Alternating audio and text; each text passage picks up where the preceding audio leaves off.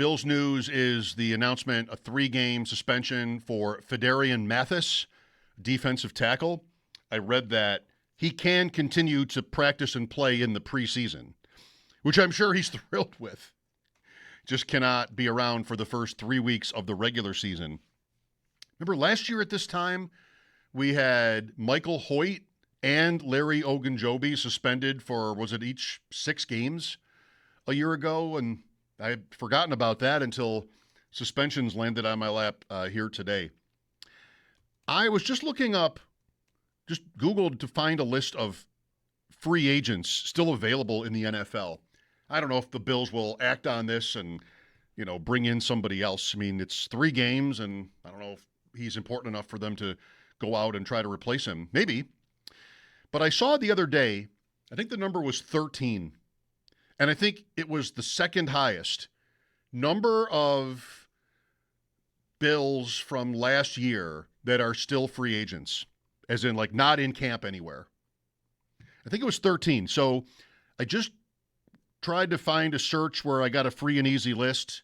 I got as far as to get to Warren Sharp's website, but they don't list these by team. It's just players by position. And I want to go through and see if I can count 13 2025 Bills. I bet I can't find them all. Brandon Cooks, Curtis Samuel. So it's quarterbacks, I don't see any. Running backs, I don't see any. Gabe Davis.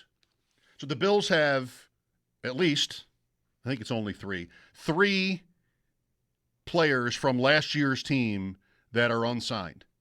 Cooks, Samuel, and Davis. As far as I know, none of them has retired. We talk about Cooks now and then. We never talk about Samuel or Davis. I guess neither is anybody else at this point.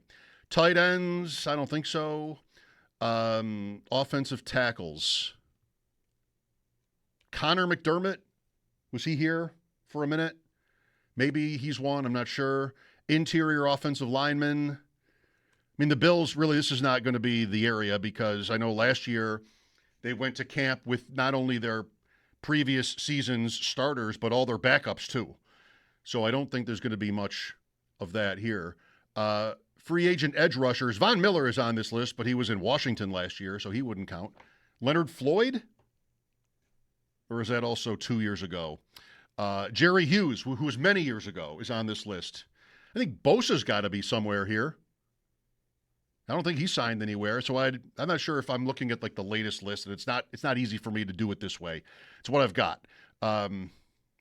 13, I mean, Trey White's going to be one. Matt Milano's going to be one. Shaq Thompson, I think, is going to be one.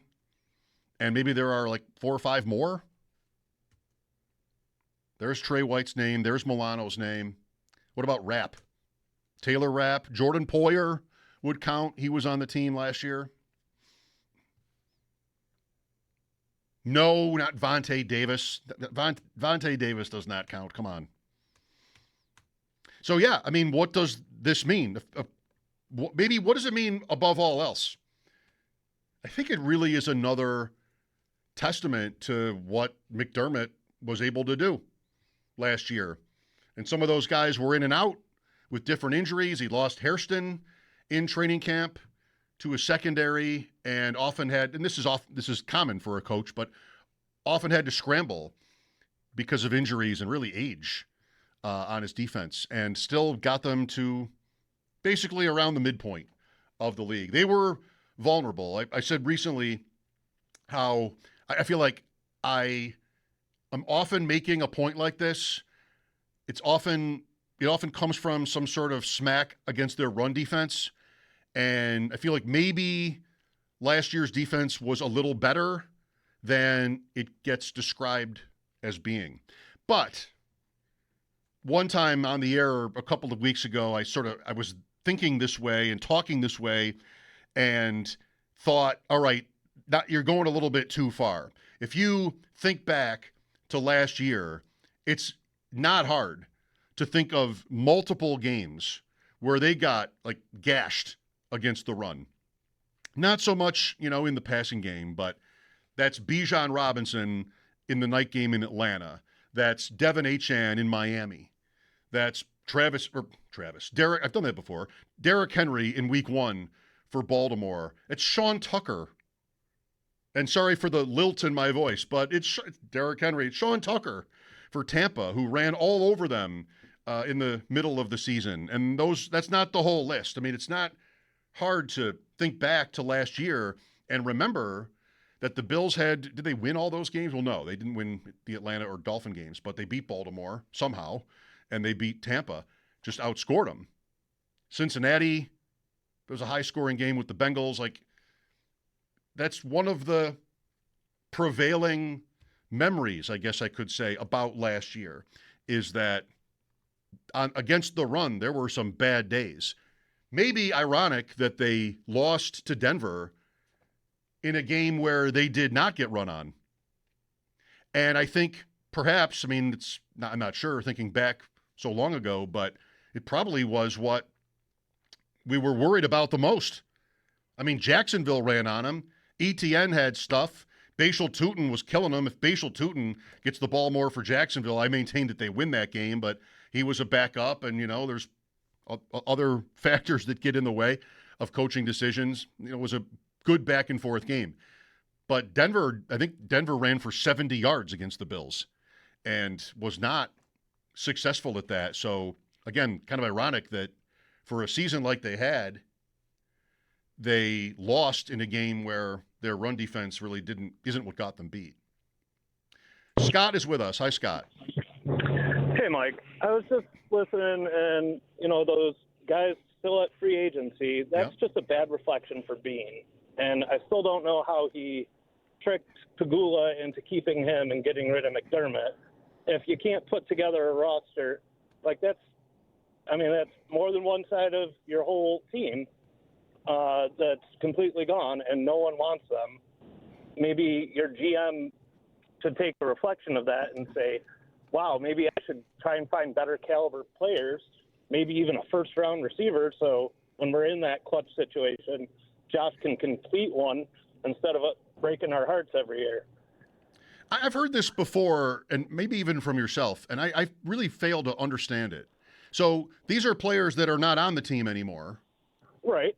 And Beane thought last year they were good enough, and what has changed? About 6 months? Well, I mean, I would have to say the same about some of these guys. I don't know about Trey White anymore. That was a kind of more of a desperation move. Sure. Right. It seems like all those guys that you listed were retreads that were desperation moves because of poor planning from the GM. All right. That point works. All right. Thanks, Scott. I mean, I suppose. I don't think it's true across the board. Should they have been done with Milano before last year? Should they have not gone for Joey Bosa before? I mean, you want to say retread. You wouldn't say retread about guys that were only before ever on your team, but okay. I think that's true at wide receiver. Samuel, Cooks, Gabe Davis, absolutely. That's right. Wide receiver is always where we end up, spinning our wheels. And if you wanted to make that point only about that position, you can. That's right. Well, like I said, in other times I've heard that criticism and sort of got stuck because they're not here anymore. And is that bad? Is it bad that Milano and Trey White are not on the team right now? I don't know. But you want to say last year they shouldn't have been either? I guess that's fair enough. I just think it looks good on McDermott because if these guys were 1 year away from maybe being out of the league and they went to the second round again and won 12 games again, I mean, that's pretty good. And their defense wasn't great and their offense mostly was, but still, you're patching it together this way. And the holdovers, this is Rapp too, right? I mean, Rapp is a younger guy than those other ones, I think, at least by a little bit. Your holdovers are not really stars either. That's what the Bills are left with. It's really a transition moment for them on D. You've got Oliver, you've got Rousseau, you've got Bernard, you've got Benford, among others. But really, new coordinator, new look, new